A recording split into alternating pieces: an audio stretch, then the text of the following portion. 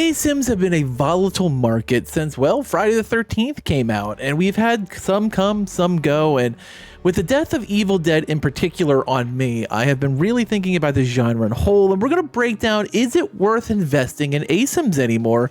But before we do that, welcome back, Deadites and Ghost Beaters. If you're new to the channel, I am Old Head Gaming, and of course, if you're new, just make sure you hit that subscribe button, turn on the notification bell for all horror-related videos. And we cover everything from Asyms to single-player games like Alan Wake coming out in about a week and a half. But the question is, do we start giving credence to Asyms again? Yes, we do know that Dead by Daylight has run like a Swiss watch now for 7 years. Of course, the first year was a bit sketchy on PC only, and then it went to console, and then, you know, it kind of found its footing, and it's been a pretty much of a juggernaut ever since, and they have the formula figured out. Drop a big, huge content update every couple of months, but during that time, you mix in events, you mix in brand new cosmetics. So there's something always new and fresh.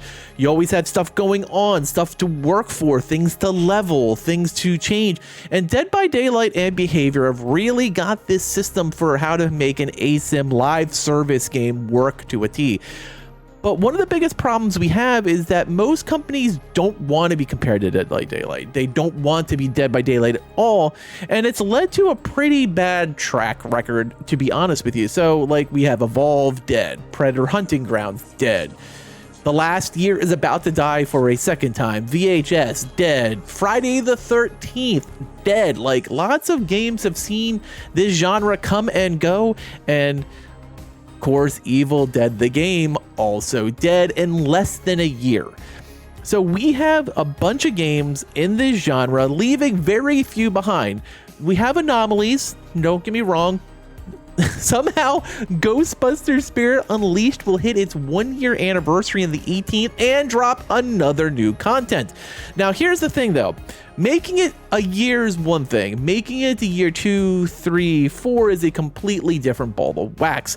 And I'm going to be very interested to see what happens with Spirit Unleashed in the next 3, 6, and 9 months. If there's still content coming, lots of events still going on, and free cosmetics, well then, hell, they're in it to win it at Alphonic. If this is like the big last one and then we don't hear anything for months, this could be another one that goes to the wayside. I feel like Ghostbusters is standing on a precipice where it could go either way. And then, of course, the other one we're all talking about right now is Texas Chainsaw, which is having its own problems and hasn't officially announced anything other than the Greg Nicotero bundle. So here's the thing. And I've had some people talk to me about leaks lately on Texas Chainsaw, and of course I cover them once I know they're credible. There's been some stuff coming out about new perks and new stuff that I haven't got a source that I have vetted. If I don't vet the source and have a trustworthy of them, I don't do a video on it. And right now, the only thing I can say is we've seen Black Nancy, we've seen Danny, we've seen the Greg Nicotero skin, which is now officially coming, and we've seen the new map. And other than that, I don't have a good say of what is. But here's the thing. We're at the halfway point in October and nothing's been officially announced. This seems like another big Halloween season going to be missed by a horror game. And that always makes me nervous to invest in the game, especially with the fact they have announced some pretty high prices for all future DLC. So, do we trust Texas Chainsaw? Well, they've virtually fixed nothing since the game has come out almost 2 months ago to the day on August the 18th. The game came out because it felt like it had to hit that anniversary date, and it's kind of been janky ever since, and everything they've fixed has not really been fixed. So you still have Johnny swinging around doing his tech. You still have Hitchhiker not being able to bug anyone because they moved the radius, but he's not really performing the way he was designed either. And we have a lot of stuff they really haven't fixed other than stun times. They have kind of fixed that. But no announcement of new content. Lots of big players who've been investing a ton of time are already hitting 99 and leaving nothing but maybe maxing out some perks on all their level 10 characters. It's another Horror Asym off to a really slow start. And then, of course, you have the smaller indies who are kind of trucking along in their own right. Project Playtime, Puppet Master still there, still dropping content, believe it or not. We've gotten more content from probably those two games than a lot of the bigger ones. You have Carnival Hunt probably dropping sometime this year, and the last one we know about is Killer Klowns, and that's coming out sometime Q1 or Q2 of 2024.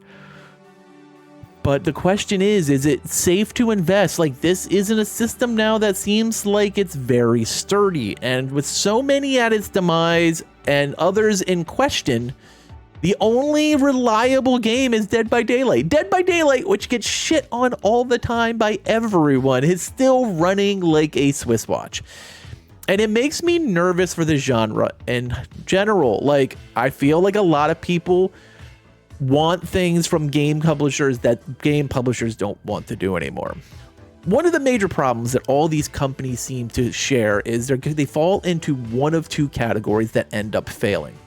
The first category is they're just too small to keep up. We saw that with last year. We saw that with VHS. We're seeing that a little bit with Texas Chainsaw because Gun is not a big company.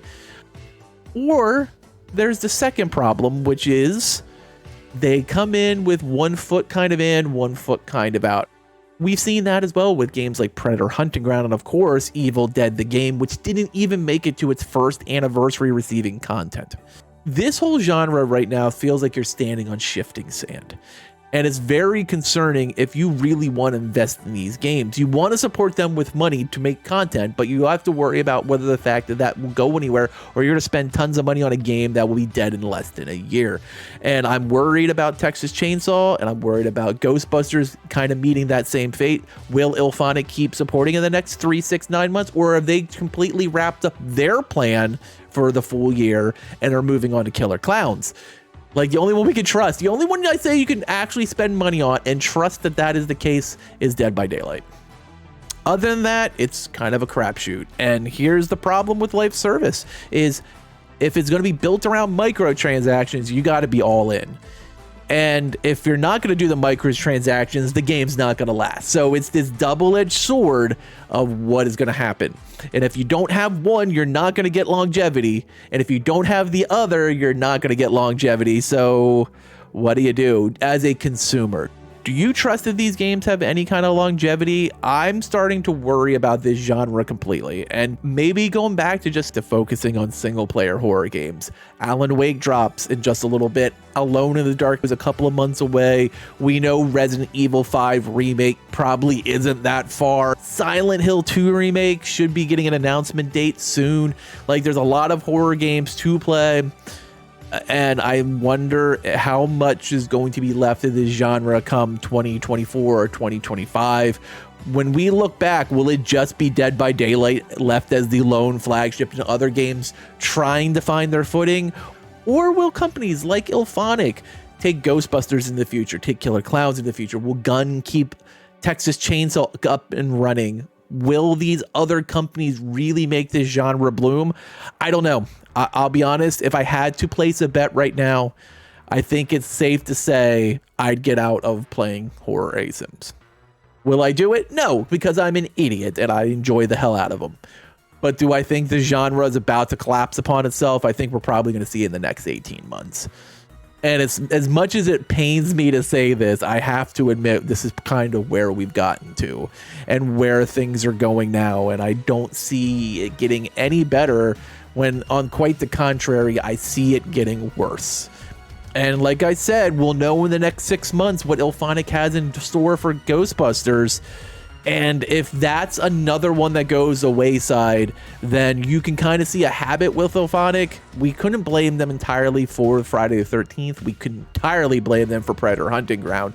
And if they drop Ghostbusters after a year to move on to Killer Klowns, then you know you're basically going to have a year with a game from IllFonic, and it's not going to matter. And as much as I want to invest in Killer Klowns, I'm always going to come in with trepidation. I want to hear your thoughts. Do you think this genre has any hope anymore? Do you think Texas Chainsaw is going to break the curse? Do you think Killer Klowns will break the curse? Do you think Ghostbusters will keep running really well like it has the first year?